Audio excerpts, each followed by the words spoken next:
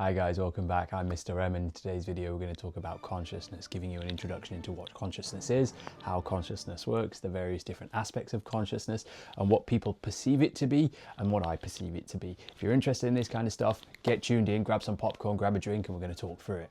So, a lot of people misunderstand this concept of consciousness as this idea of something that people either have or they haven't got.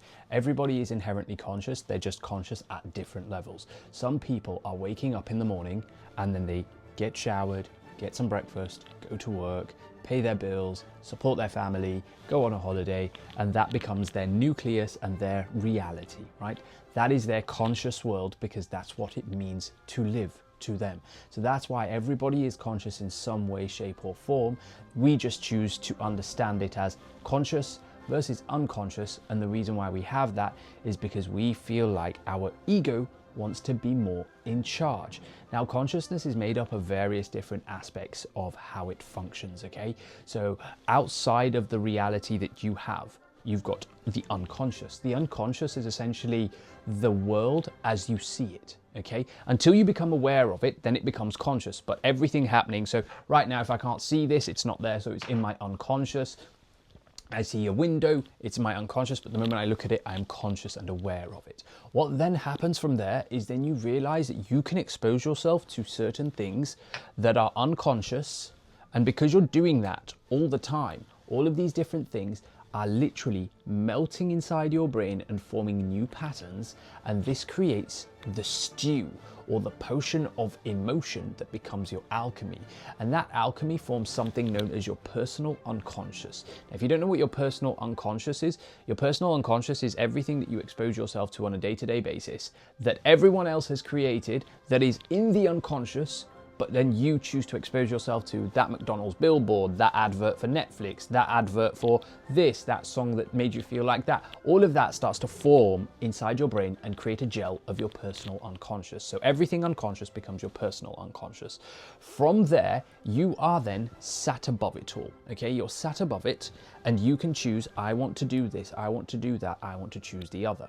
Okay, and the way that works is that there are multiple aspects to who and how you are. Now, you've heard about the ego, you've perhaps heard about shadow work, you've perhaps heard about the persona, maybe the animus. If you're familiar with Carl Jung, I highly urge you go check some of his works out because his work is absolutely fantastic and it was game-changing for me on my journey. And in this video, we're going to talk a little bit about those different archetypes that form consciousness, okay? Now, in the seat of it all, so at the very beginning of consciousness, there is the self. The self is essentially that thing that chooses between good and bad, right and wrong, all of this kind of stuff. However, it has been unconscious for the majority of your life until you realized you could say, actually, I want to change that. Instead of it being on autopilot, you can now choose how you want to deal with it, how you want to move with it, how you want to flow with it. That's what I'm trying to say. And what you do is you basically take yourself, use yourself as the marker for saying, I want to use my ego to do this. I want to accomplish this. I want to do this, okay? So the self is the beginning part, the nucleus. The ego is the version of yourself that is I. I am good, I am strong, I am wealthy, I am powerful, all the things that you affirm, the ego is doing that, not the self. The self is just the observer of it, and you're choosing to navigate all of these different parts of yourself. Okay, and then you have the persona. The persona stems outside of the ego. Okay, the ego is saying, I want to do this, and then the persona is the version of you that portrays itself to the outside world. So what you're seeing in front of the camera now, that is my persona trying to teach you about consciousness, okay? And I'm using my ego to channel my healthy habits, my healthy work that I've accomplished, and I'm trying to use my persona to integrate it into this here now so that I can teach you and understand it better for myself. From there, you've then also got your shadow. The shadow sits inside your inner world, okay? Now, the shadow is not to be feared. The shadow is merely the repressed part of yourself that can feel uncomfortable, that is very judgmental of your behavior, okay? You can't do this, you'll never get that, that's gonna be too hard, you're too poor, blah, blah, blah. You get those thoughts that come into your head that are judging you. But every time that that thought has ever happened in your head, it's merely to protect your version of reality so that you can stay comfortable as you are. Because at the end of the day, It's the path of least resistance.